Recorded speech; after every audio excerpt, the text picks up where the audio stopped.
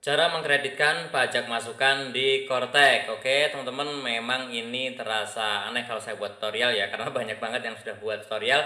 Di akunku ini pun sudah ada juga ya, tapi masih saja banyak yang bertanya di kolom komentar. Tapi memang ternyata ada beberapa yang menurut saya itu agak berbeda dengan faktur pajak waktu di desktop ya.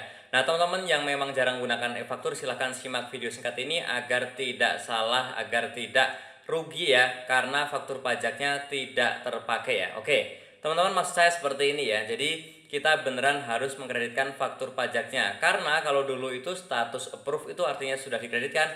Kalau sekarang status approve itu belum tentu sudah dikreditkan ya. Bahkan memang belum dikreditkan kalau statusnya masih approve ya.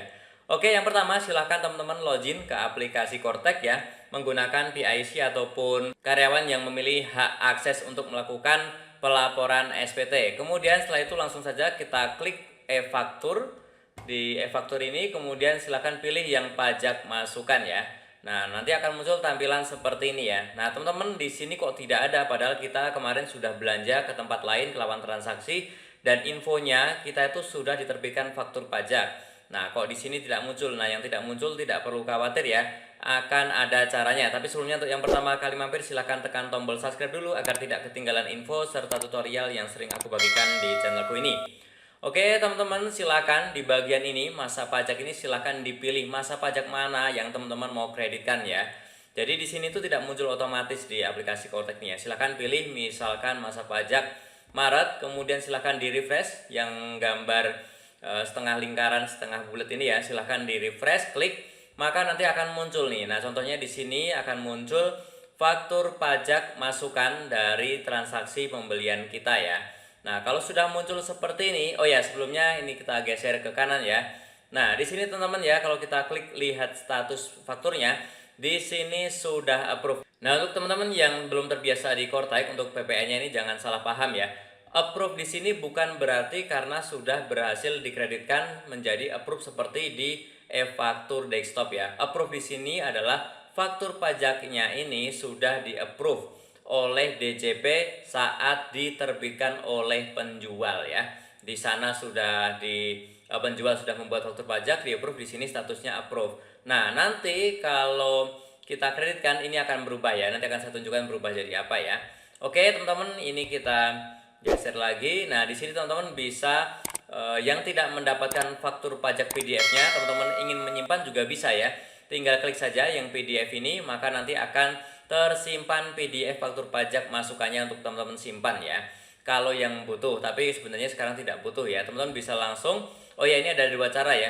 Yang pertama, kita klik yang pensil ini, kita klik, maka nanti kita akan ke detail dari faktur pajak masukannya ya, seperti ini. Kemudian ini kita scroll ke bawah. Nah, di bawah teman-teman ya, bisa dilihat ada 3 tombol, kredit, tidak dikreditkan, dan juga tandai sebagai tidak valid. Mohon maaf ya, suaranya agak serak, ini saya buat jam setengah 1 malam soalnya ya. Oke, teman-teman ya, di sini saya baca dari yang sebelah ujung kanan ya. Tandai sebagai tidak valid ini misalkan ini kita tidak pernah bertransaksi dengan lawan transaksi yang ini ya, yang ada di sini ya. Nah, maka teman-teman bisa klik saja tandai sebagai tidak valid agar nanti dihapus atau diubah atau bagaimanapun oleh yang menerbitkan. Contohnya seperti itu. Tentunya tidak valid itu ada hal-hal yang lain yang menyebabkannya, itu hanya salah satu saja. Kemudian tidak dikreditkan ini kalau memang faktur pajaknya ini memang dengan sadar tidak akan kita kreditkan dengan alasan apapun. Misalkan memang tidak bisa dikreditkan karena karena memang aturan perpajakan ataupun juga hal yang lain, memang kita tidak ingin mengkreditkan juga boleh ya, silahkan klik tidak dikreditkan. Tapi yang umum namanya faktur pajak masukan itu kan uang ya, ya kita kreditkan, yaitu dengan cara kita klik kredit ya, maka nanti akan terkreditkan. Ini cara yang pertama ya, yaitu dengan klik kredit ini. Nah, yang cara kedua, teman-teman bisa langsung saja, tidak perlu dibuka pensilnya, kita langsung centang mana yang akan dikreditkan, kemudian langsung klik kreditkan faktur ya.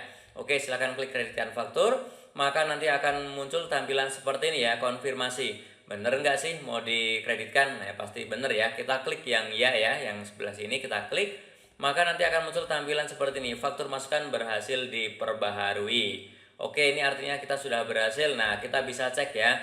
Kita geser ke kanan. Nah, di sebelah kanan sekarang yang statusnya tadinya itu adalah approve sekarang sudah menjadi credited ya, artinya sudah dikreditkan ya, sudah dikreditkan menjadi seperti ini. Nah, kalau sudah dikreditkan seperti ini, maka teman-teman saat nanti teman-teman membuat faktur pajak, membuat laporan SPT masa PPN, ini akan masuk ke induk, akan masuk ke B2 ya, dan juga ke induk, sehingga akan menjadi pengurang faktur pajak keluaran kita. Kalau belum kita kreditkan, masih statusnya approve seperti ini tidak akan terhitung ke SPT masa PPN, yang akhirnya kita akan rugi karena tidak mengurangi faktur pajak keluaran kita ya.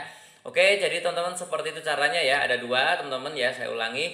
Silakan teman-teman bisa klik yang ini, yang centang pensil, kemudian klik kreditkan di paling bawah, ataupun juga centang langsung klik kreditkan faktur. Caranya seperti itu, tapi yang pasti adalah harus statusnya menjadi credited agar bisa mengurangi faktur pajak keluaran kita ya. Mengurangi PPN terhutangnya ya. Oke, seperti itu saja. Yang masih bingung boleh langsung saja bertanya di kolom komentar. Yang sudah lebih pintar juga boleh ya, silahkan membantu teman-teman kita yang kesusahan ya. Saling berbagi mendapatkan pahala di channel ini, dan tentunya masih banyak lagi info serta tutorial yang akan aku sharingkan di akunku ini. Jadi jangan lupa tekan tombol subscribe, like, dan juga share. Sampai jumpa di videoku selanjutnya. Terima kasih.